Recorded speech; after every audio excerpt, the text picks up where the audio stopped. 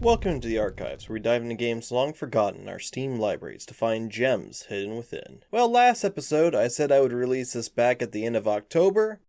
Oh no! Got way too distracted working on my D&D world and other things. Well, no time like the present to find out if the next Eldritch Horror entry of our series will be a buggy mess or something more. Let's see what this game has to offer. Call of Cthulhu is a first-person RPG about learning the truth about the death of a Mrs. Hawkins, who lived on a small island that was known for whaling called Darkwater, and was believed to be mad based on her paintings. They say she killed her entire family in a fire. Learn the truth about what has happened in Darkwater and its history. Learn the truth about the events that truly transpired. However, the truth sometimes should be left well enough alone. Will you be able to separate myth from reality? Story-wise, this game, I feel like it doesn't have the strongest start, but once you move on from entering the hamlet to going to the Hawkins Manor, the game becomes far more interesting. That being said, the beginning is still very important. If you find yourself losing interest while in town, at the start, try to power through until the mansion. I find the story weaves the idea of who or what you should believe pretty well. Documents and notes I felt for the most part were handled pretty well, except for hidden notes, but we'll get to that later. And give just enough information to help you build more of a concrete idea of what the heck is going on, without feeling like you're going to need to make a book report on everything you read. Also, it does feel rewarding if you catch certain hints and clues and act on them. However, to traverse the story, we will need the skills of our Stevie detective, Private Investigator Pierce. Call of Cthulhu, trying to push its RPG aspect, has a skill system that focuses on finding hidden objects, investigation, which lets your character find out what happened at a crime scene better and open locked doors, eloquence for persuading people, psychology to understand one's emotions and reason, strength, and finally, medicine plus occultism. Now, I find myself believing this is one of the weaker parts of the game, as if you want to get more lore and more interesting information on a story-based game, you have to focus on hidden objects and investigation. Investigation, for the reason I pointed out earlier, being very important to the story. Finding hidden objects seems like a weird skill, as if the player were just thorough, you could do this yourself in most games. Except, if you do not have the points in this skill, the hidden objects will not even spawn. So you'll find yourself wanting to max these two skills first, which you gain some points at the start, plus earn more skill points as you progress the story and solve its puzzles. So I'd recommend making sure those skills are leveled up and forget about the rest until that is done. You could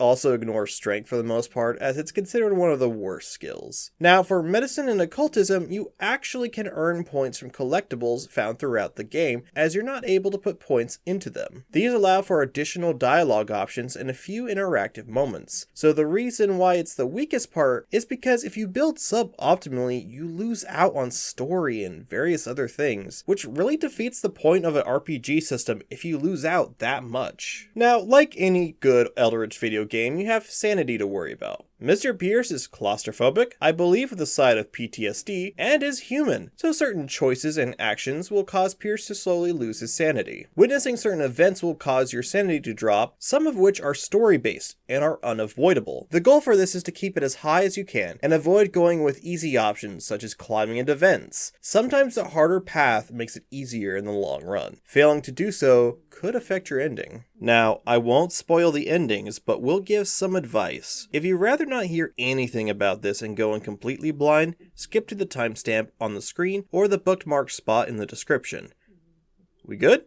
Awesome. Now, there isn't really a good ending where everyone is happy and the world's full of sunshine and rainbows again. However, there is a better ending, as in much better than the alternative, in my opinion. My recommendation, if you want to go for this ending, points into hidden objects and investigation, explore everything, read all the notes and books, and strangely enough, drink alcohol. I swear, this video and the last make it sound like I'm trying to peddle bad habits to everyone. For some reason, alcohol makes your character more grounded in reality from the unspeakable horrors, unlike a lot of games where you avoid vice in an attempt to make the main character a better person. This game actually punishes players for doing so. Well, punished by giving you a different ending. I won't say more, as the rest will be true spoilers, and you can always look up an ending guide. Now, I did make a major mistake while playing this game, which is don't stop playing.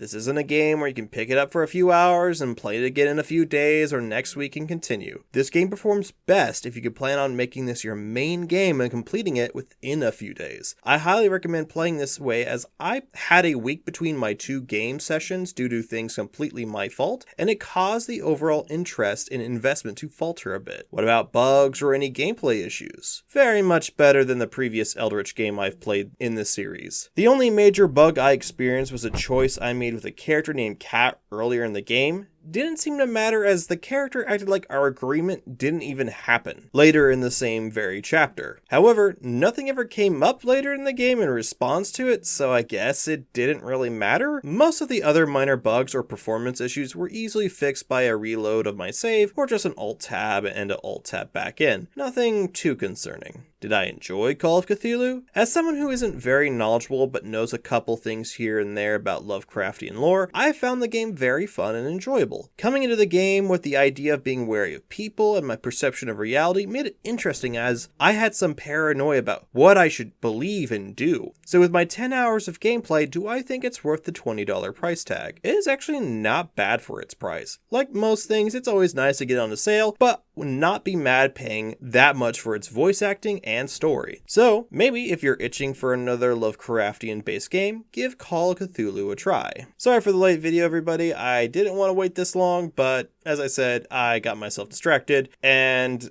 I'm an idiot, so. I'm an idiot!